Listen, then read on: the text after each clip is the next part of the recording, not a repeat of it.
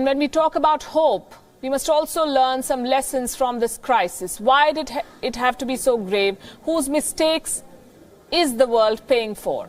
Last night, we got you the first part of our investigation into the coronavirus outbreak. We told you how China destroyed evidence, how China tried to cover up. Tonight, we bring you the second part of our series, how this virus spread from China to the rest of the world, how the Wuhan virus crossed borders, traveled to faraway countries, creating new hotspots and leaving a trail of death along the way.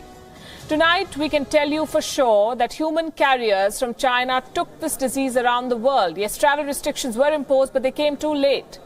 And there's only one reason for this delay: China's attempts to suppress the outbreak, China's resistance to global isolation measures. It slammed countries, remember, that imposed the first travel restrictions. China tried to hide the truth, but here are some facts to challenge the Chinese propaganda. One, the Chinese city of Wuhan is the epicenter of this outbreak. You cannot dispute that. The virus most likely came from a live animal market in Wuhan. And two, the first cases of this virus have been traced back to November last year, close to 4 months ago. China took forever to act. In fact, China acted only when it became impossible to hide the outbreak. It wasted crucial months. The first admission came only in the month of January. The virus was detected in November.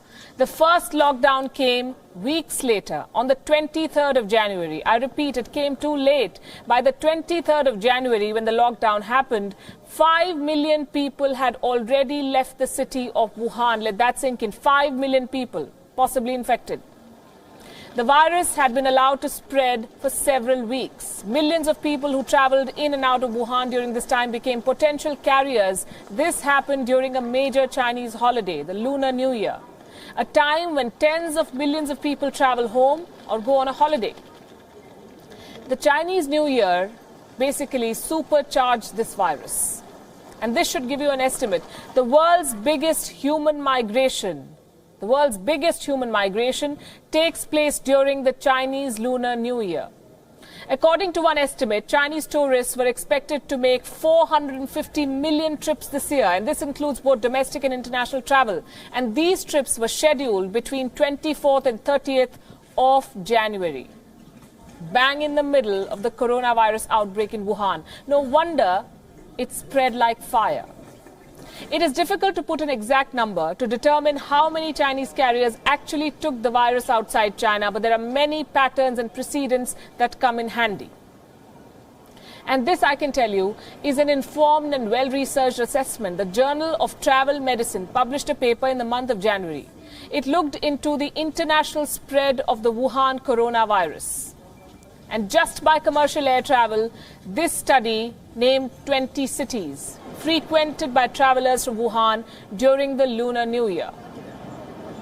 That list includes some names. This list is on your screen. Let me read out the names of the countries mentioned here: Taiwan, Japan, Thailand, South Korea, Singapore, Malaysia, Australia, and Indonesia. What is common between these countries? All of these countries are now dealing with an outbreak of coronavirus cases. The Chinese took them there. China took no lessons from the past.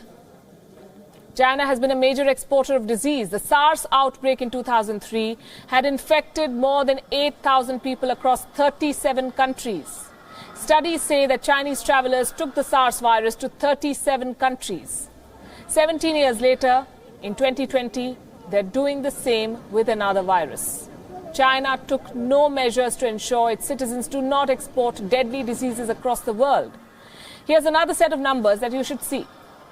In the year 2002, tourists from China made around 17 million trips overseas. By 2019, that figure rose to 180 million, from 17 to 180 million. Chinese tourists have flooded the world. Now, China says it has controlled the coronavirus. For the first time today, it reported 0 new infections. I would take that claim with a pinch of salt. It's hard to trust China's figures, but let's say they're right. What is China doing? China is now imposing travel restrictions. It exported a virus. Now it doesn't want that virus to come back. The southern province of Guangdong that shares a border with Hong Kong, has new rules for people travelling back from coronavirus hotspots. They're putting all travellers under a 14-day quarantine. Shanghai has adopted the same measures. China wants to insulate itself from the scourge that it gave the world.